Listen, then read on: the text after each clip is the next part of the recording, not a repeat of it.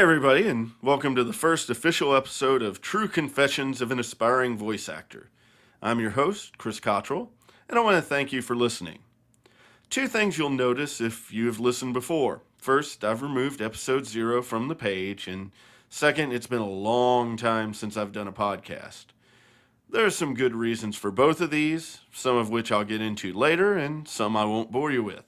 But since this may be the first time some of you are listening, let me tell you why you might be interested in continuing to listen. I have always had a love of audio, so much that I graduated from Eastern Kentucky University with a degree in broadcasting. I even hosted their morning radio show for a few semesters. Sadly, that degree doesn't get you very far on its own, and I failed to take advantage of some of the opportunities school presented me with, like networking, extracurriculars, and access to professional grade equipment, and ended up in a very low-paying production assistant position at a local TV station. Now, I did learn a lot there, and I had the opportunity to do some limited voiceover work, but I was young and stupid, and I didn't send those out as an audio resume. About this time, I found my second love as well, anime. While there are other avenues for voice actors, having a love of anime made that career path look so much more appealing. Sadly, reality also set in at this point. With bills to pay and the TV gig not really allowing me to make ends meet, I had to get out and find more comfortable employment. I set my dreams aside and looked to the reality of living. The success I have found on that note is debatable, and I've found a few jobs in that time. So, what has brought me back to my dream? Well, a few things. First, I found stable employment. I'm not rich or anything, but I've been able to buy a house and not worry one week to the next if I have enough to pay the bills. And then, as I've been attending OhioCon in Columbus, Ohio every year for about 10 years now, some of the panels gave me both the advice and the confidence I needed to try again. So, I've had a little experience, but I never made a good, solid attempt at it. I firmly believe, however, it is never too late, which leads to this podcast. You may think I'm doing this to entertain people, but I'm going to be honest here. I'm doing this to practice my craft. I need to get better at using my voice, and I need to get better at using the tools that I've put together. It also doesn't hurt to do something to get my voice out there and have people listen to it. You never know when someone listening might have a project for you that would absolutely be perfect. But putting that aside, I do enjoy helping people, and if you can get useful information from my successes and failures, then great. I may compete with you one day for a job, but I will never be competing with you at life, and I hope you all succeed. And you may in turn send me some information that'll be useful in me achieving my dream. Well, after that long-winded introduction, let's get into what I really wanted to talk about. My first auditions and how it led to my studio. So, wow, it's been more than a year since I started on this, and I can tell you, I really wanted to get this up and running sooner. But a lot of things have happened since then and now, including a switch in positions at work, gathering the funds to put together my equipment, and other projects for Digital Eden Entertainment. Proud host of this podcast. That's not a plug, really. When I first started, it was my goal to do at least one audition a week through postings found on the Voice Actors Alliance forums. I wasn't looking to start with paid gigs, just things to put on the resume. And I kept doing that until a trend started to appear in the feedback I was receiving.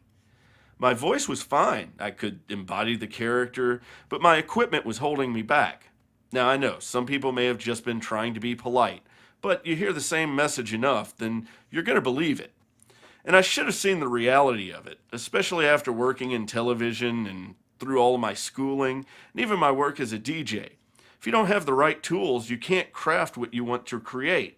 Here I am, sitting in front of my computer using Audacity and a headset mic and trying to make serious audition recordings. Yep, I'm a professional. So, it was time to decide if I was serious enough to make an investment and give it a real go. Since you're listening to this podcast, I think you can guess what I decided. I did some research to try and find what tools I really needed, and I ended up at eHome Recording Studio. They gave this list, 9 things. Number 1, a computer. Hey, I got a computer. Step 1 complete. And since it's a gaming computer, although it's a little dated now, it's more than powerful enough to do what I need it to do. If you are not a gamer, you may need to do some research into what kind of system you need, but the computer requirements are flexible.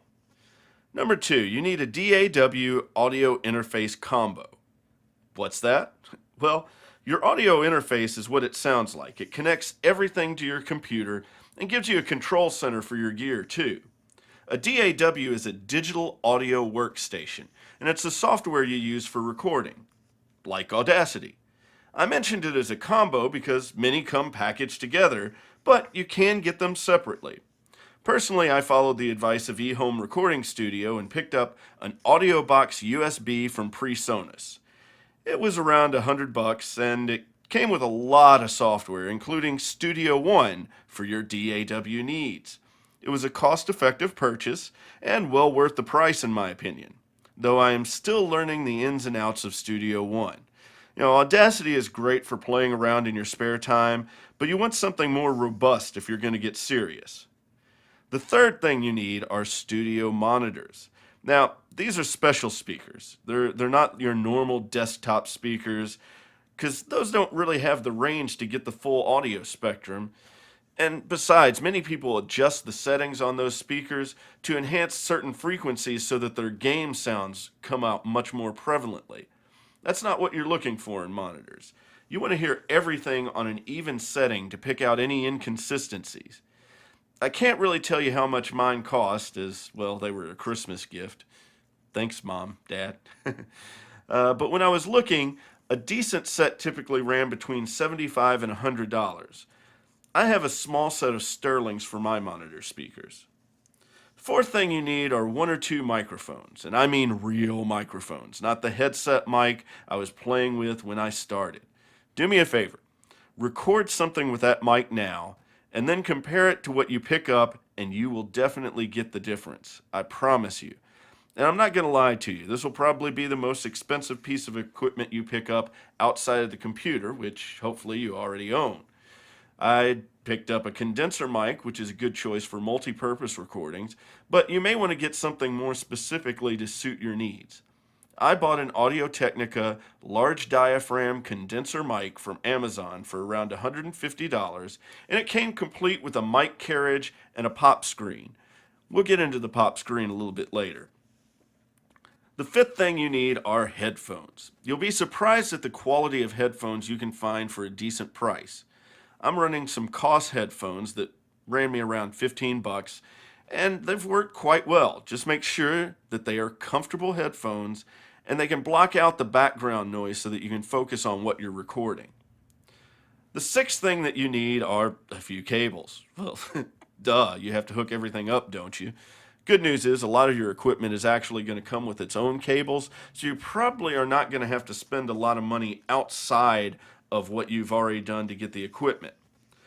One mic stand is the seventh thing that you need. Now, you have choices on the style, and they aren't terribly expensive. I've actually got two mic stands. The first one, from where I DJ karaoke, is what you traditionally see on stage for concerts, which it ran about $20. But the one that I use for my actual voice auditions is a boom mic stand. You can get it for around $15, and it's more convenient for working at the desk. It's got a scissor arm that expands and contracts so that you can get it out of your way or pull it forward whenever you need to use it. The eighth thing that you need is a pop filter. Told you I was going to come back to this, and I'm really glad that my mic came with this. If you don't know what it's for, then you may have noticed on some recordings a pop that happens when someone says a P sound. You may have even heard it on this recording, although I've recently broke out my pop filter, so you shouldn't get that. All it is a foam screen that softens the hit of your P's and makes sounds much more pleasing. If your mic doesn't come with one, then I still believe they're pretty cheap because they're not really made of an aggressive material there. Finally, number 9, ear training software. While the website recommends this, and I get why, I personally haven't gotten this myself. I think part of it is that I feel my schooling has served the purpose that this software would have, but that could just be my ego. As I do more auditions and start receiving new feedback, I may reverse my thoughts on this. So, there you have it. That's why I spent so much time putting things together, and you can see a picture of the studio on the show's Facebook page. You'll notice that I am missing soundproofing, and that's not something that was mentioned in the article at eHome Recording Studio, but research has told me it is important. When I played a test recording back, I could tell it's true too. My setup is close to the wall, and the sound reverberates off the wall, giving you a slight echo when you play this back fairly loudly. I've adjusted by changing how I'm directing my voice, but ultimately soundproofing is the way to go. It's not cheap, but it really does help. So that's what I have for this episode. I hope you got some useful information out of it. I welcome you to send any questions or comments to our Facebook page. Just search Facebook for True Confessions of an Aspiring Voice Actor, and I'll try to respond to everything I can. I'm also going to add a link to eHome Recording Studio so that you can read their very informative website. Also, if you happen to want to meet me, I will again be at OhioCon in Columbus from January 26th through the 28th.